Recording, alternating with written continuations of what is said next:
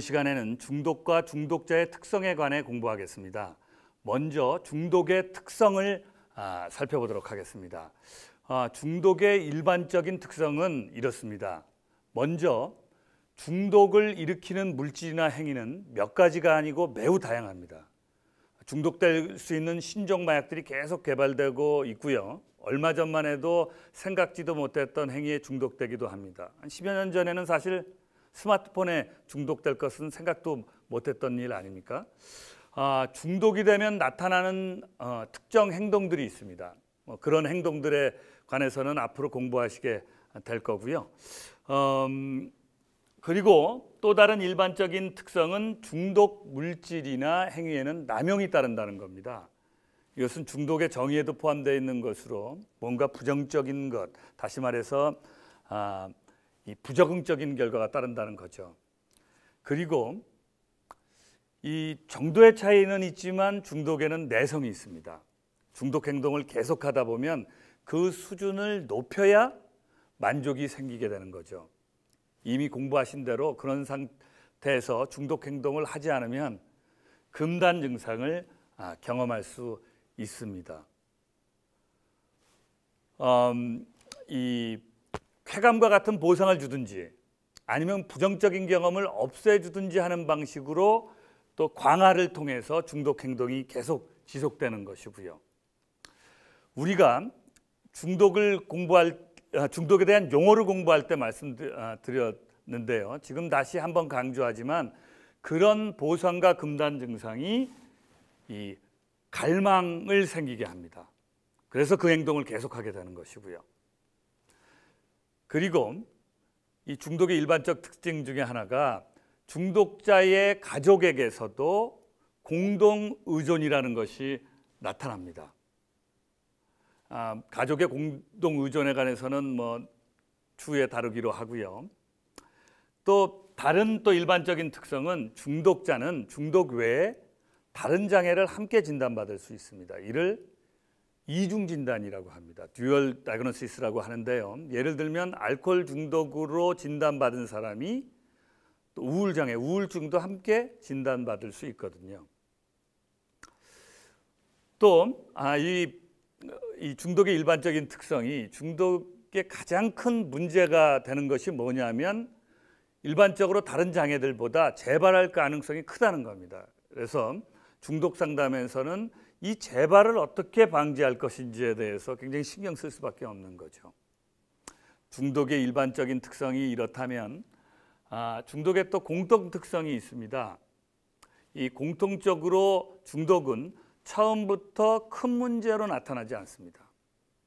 아까 이거 일반적인 특성은 이제 일반적으로 나타날 수 있지만 다른 사람들한테는 안 나타나는 거지만 이 공통적 특성은 거의 대부분의 중독자들이 경험하는 겁니다.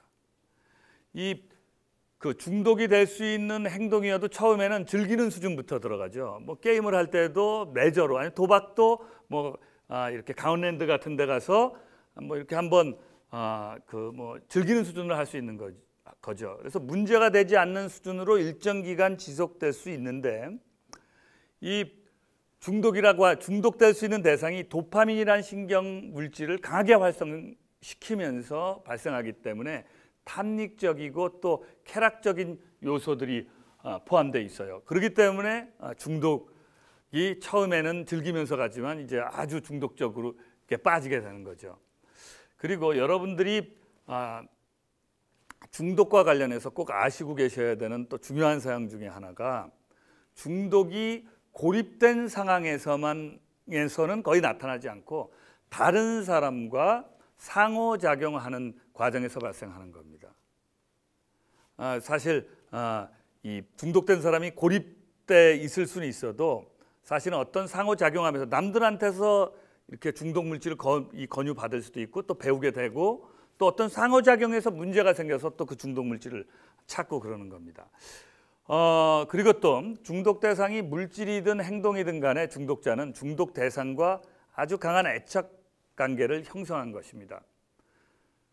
그래서 그 관계가 참 쉽게 끊어지지 않죠. 그렇기 때문에 중독 상담을 하기 전에는 그런 관계가 어떻게 형성되었는지 또 얼마나 끈끈한지를 잘 파악하는 하셔야 됩니다. 중독자와 중독 대상 간의 관계를 끊기 쉽지 않은 것은 그 관계가 갑자기 생긴 것이 아니라 점진적으로 학습되면서 생긴 거기 때문에 그렇습니다. 갑자기 발달한 경우가 아니고 점진적으로 학습되면서 생긴 거기 때문에 참 그 관계가 끈끈하게 맺어지는 거죠. 그리고 또 중독은 조건화 과정에서 학습된 거고 또 중독 행동이 계속되면서 그 조건화가 더 강하게 형성되면서 학습된 거라고 할 수가 있습니다.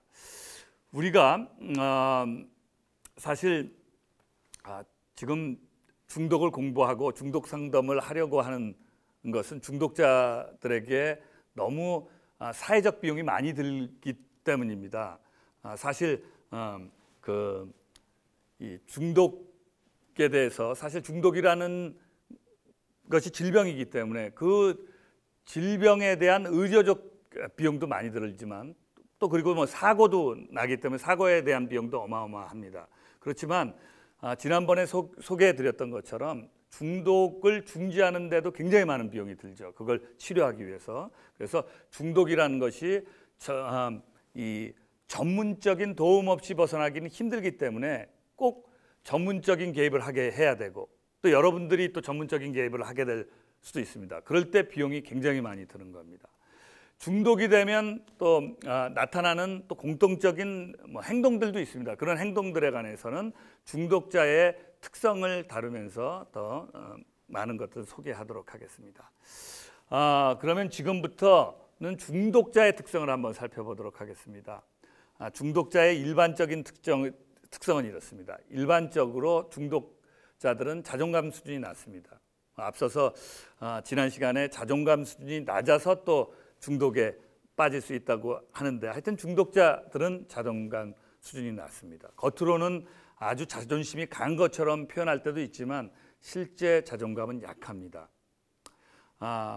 자존감 수준이 낮아서 중독에 빠진 것일 수도 있고 또 중독 때문에 저질러진 잘못 또 아니면 자기가 중독에서 벗어나기가 힘들어하는 자신의 모습을 보고 자존감이 약해질 수 있지만 또 그렇게 될 수도 있어도 하여튼 중독자는 자존감 수준이 낮습니다. 그리고 또 중독자들은 스트레스에 대처하는 능력이 굉장히 떨어집니다.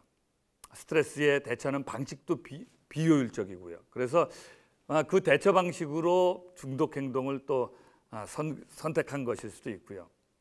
그런데 그런 선택이 굉장히 비효율적일 수도 있죠. 일시적으로는 효과가 나타나는 것처럼 보이고 기분이 좋아질지도 모르겠지만 그 행동 때문에 더 많은 스트레스를 낳으니까요. 비효율적인 대처로 스트레스를 많이 경험하기 때문에 중독자들은 중독 행동을 통해서 뭔가 보상받고 싶어하는 보상 심리들이 있습니다. 이것도 이 중독자의 일반적인 특성이 될 테고요. 또 중독자의 그 일반적인 특성 중에 하나가 중독자 자신이 중독자라는 걸 인정하지 않는다라는 것도 또 일반적인 특징 중에 하나입니다. 어느 시점에서 중독자가 자신이 중독자인 것을 인식할 수도 있습니다. 이거는 거의 치유될 수 있는 시작점이 도달할 수 있을 때입니다. 근데 일반적으로 중독자들은 자신이 중독자가 아니라고 인식하고 있고 또 그것을 부인하죠. 그리고 또 자신이 중독자라는 것을 인정하지 않더라도 대부분 이제 중독자가 자신에 대한 이 타인들의 시선을 의식하고 또 수치심과 죄책감을 많이 느끼고 있습니다. 이런 것들은 여러분들이 알고 계셔야 되는 내용이고요. 다음은 이제 중독자가 많이 하는 자아 방어 기제, 자기 자아를 방어하기 위해서 사용하는 그런 기제들이 있습니다. 이 의학 쪽에서는 간호학이나 의학 쪽에서는 이 기제를 기전이라고도 하는데 이 메커니즘이라고 하는 건데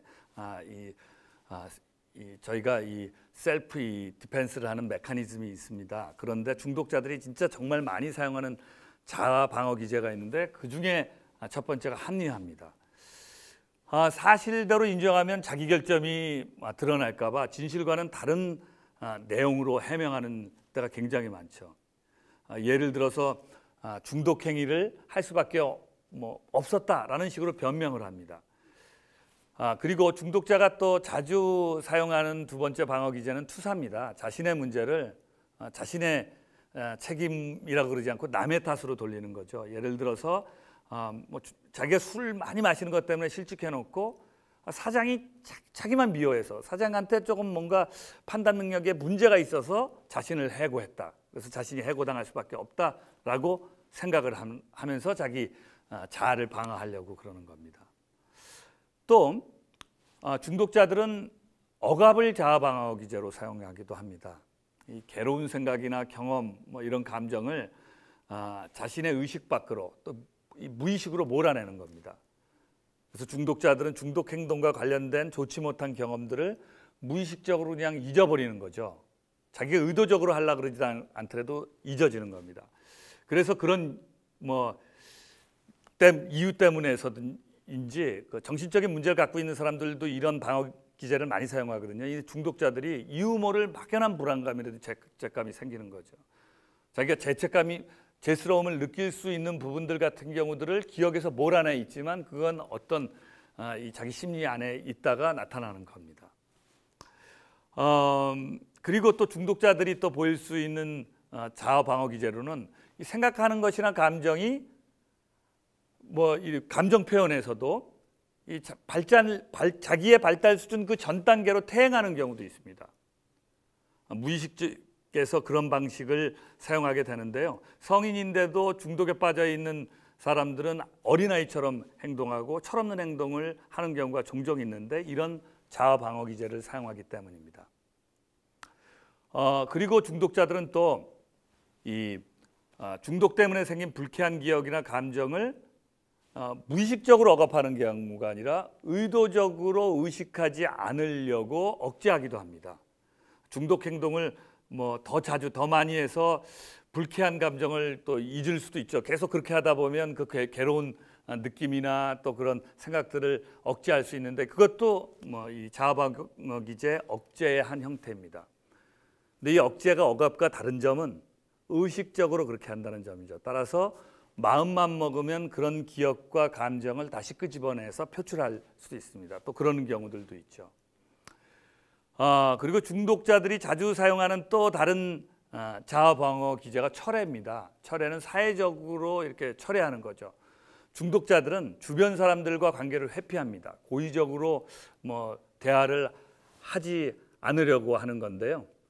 그런 첫 번째 이유는 중독 때문에 생긴 문제에 대한 지적이나 비난을 피해서 자존심을 한번 지켜보겠다는 거고 또 다른 이유는 자신이 관계를 거부하고 자기는 안 만나주겠다, 말 안 하겠다라고 하면 내가 그 관계를 통제한다라는 느낌을 받거든요.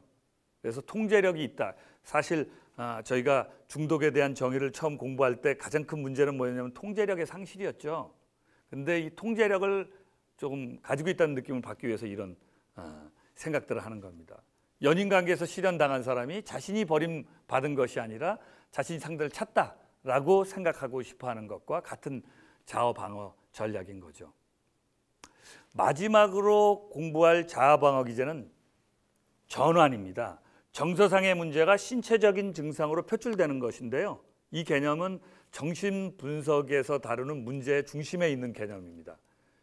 이 무의식적으로 중독 행동보다 신체 증상이 나타나면 이제 문제 초점을 그쪽으로 돌릴 수 있기 때문에 그렇게 방어하는 거예요. 다른 사람들도 그 신체적인 문제에 조금 더 신경을 써줄 테니까 또 아니면 자기도 그거에 더 신경을 쓸 수 있고 그래서 정신적인 자기의 중독의 문제를 신체적 그런 증상으로 나타나게 하는 이런 전환이라고 하는 방어 기제도 사용할 수 있는 겁니다. 자, 이제 중독자가 보이는 비정상적인 태도도 공부하겠습니다. 여러분들이 중독 상담하기 전에 반드시 알아야 되는 부분인데요. 여러분이 중독 상담을 하다 보면 많이 경험하는 부분입니다. 자아 방어 기제를 다루면서 말씀드렸던 부분인데요. 중독자들은 특별한 이유 없이 대화를 단절하는 경우가 많습니다. 그렇게 하는 가장 큰 이유가 비난 피하기 위해서인데요. 어쩔 때는 자신은 용서받을 수 없는 벌 받아서 마땅한 사람이야 이렇게 자기 비난하는 형태로 구제불능이야 그러니까 얘기할 필요 없어 라고 하는 식으로 하면서 대화를 피합니다. 뭐 이런 식으로 남들을 속이는 거죠. 또 중독자들은 이 책임을 회피합니다. 중독에 대해서 자신에게 책임이 없다고 하는 것은 물론 중독에서 벗어나고자 하는 것도 자신은 책임질 필요 없다고 하면서 어떤 식의 표현을 자주 하냐면 나는 어차피 안 돼 라는 이 태도를 보이곤 합니다. 이게 이제 사실 피해의식에서 나타나는 건데 이 중독자들은 피해의식들이 꽤 있거든요. 자신이 그렇게 중독된 것은 어쩔 수 없다라는 식의 태도를 보입니다. 게다가 또 이 중독자들은 미래에 대한 인식이 굉장히 부족합니다. 미래에 대한 것들 떠오르면 괴롭거든요. 그러니까 일부러 생각을 안 하려고 하는 겁니다. 그래서 즉각적으로 결과가 나타나는 것에만 몰두합니다. 중독 행동을 하는 것이 바로 결과가 바로바로 나타나니까 그런 행동을 또 하는 거죠. 여러분들이 또 중독자를 대하다 보면 중독자가 참 타인을 배려하지 않는다라는 것도 느끼실 수 있을 겁니다. 중독에 빠지면 대부분 자신만 생각할 수밖에 없는 그런 상태가 되기도 하지만 전에 뭐 한번 설명한 적이 있는 것처럼 자기중심적 성향이 있는 사람들이 중독에 많이 빠지기도 하는데 그런 자기중심 성향이 사실 타인에 대한 배려 부족으로 나타나기도 합니다. 또 중독자들은 대인관계에서도 책임을 잘 지려고 하지 않습니다. 그래서 중독자들은 대인관계에서 수동적인 이 태도를 많이 보이고요. 뭐 어떤 책임도 지기 싫어하고 그렇습니다. 그리고 중독자들은 좀 또 특별한 게 지나친 소유 의식들이 있습니다. 그래서 남들이 자신에게 뭔가 도움을 줘야 된다고 생각을 하고요. 특히 금전적인 도움도 마찬가지입니다. 그래서 어떤 생각을 하고 있냐면 내 것도 내 것이고 내 것도 네 것도 내 것이다 라는 생각을 가지고 있는 중독자들이 많습니다. 그래서 불법 행위 같은 경우도 죄의식 없이 자주 하고요. 중독자들은 미래에 대해서 생길 수 있는 이 해로운 결과를 부정하는 태도를 보일 때가 많습니다. 이런 태도는 두 가지로 해석할 수 있는데요. 한 가지는 낙관적 평양 때문일 수도 있습니다. 중독된 행동 때문에 생길 수 있는 나쁜 결과가 다른 사람한테서는 생길 수 있어도 자신한테는 그런 결과가 안 생길 수 있다라고 하는 낙관적인 편견을 가지고 있는 거죠. 그런 태도를 보이는 다른 이유는 또 뭐냐면 그런 결과를 계속 생각하면 불안하니까요. 그래서 미래에 대한 결과에 대해서 부정을 하고 그리고 이 중독자들은 참 남을 믿지를 잘 않습니다. 그러면서 자신은 믿어달라는 그런 이 태도를 많이 보이고요. 그리고 또 타인들을 의존하면서도 어쩔 때는 의존을 거부할 때가 있습니다. 그러면서 사실 이 앞뒤가 맞지 않는 행동들을 꽤 많이 하는데 의존을 강하게 거부하면서 어디 뭐 저희가 이렇게 보면 중독자가 독립적으로 살려나 보다 이렇게 생각해서는 안 되고요. 의존이 그 통제력을 상실하는 것 같아서 그런 행동을 보일 때가 많습니다. 자기중심적인 중독자들이 통제력을 상실한다는 것은 뭐 견디기 힘드니까 그러는 거고요. 중독자는 쉽게 변화하려는 또 동기를 가지고 있지 않고 또 굉장히 거만한 태도를 보일 때가 많습니다. 밑도 끝도 없는 자신감 보일 때들이 꽤 있습니다. 이번 시간에는 중독과 중독자의 특성에 관해서 공부를 하셨는데요. 사실 중독자의 부정적인 내용들만 너무 소개하다 보니까 신뢰관계 같은 경우를 형성해야 되는 것이 이렇게 상담인데 이거 너무하는 거 아닙니까? 라고 또 이렇게 지적하시는 분들이 계실 수는 있는데 사실은 아주 신뢰하는 그런 태도를 보여야 하지만 중독자들의 이 부정적인 측면들 이런 부분들은 잘 이해하실 수 하고 있으셔야 또 중독 상담을 잘 하실 수 있을 거라고 생각이 듭니다. 수고하셨습니다.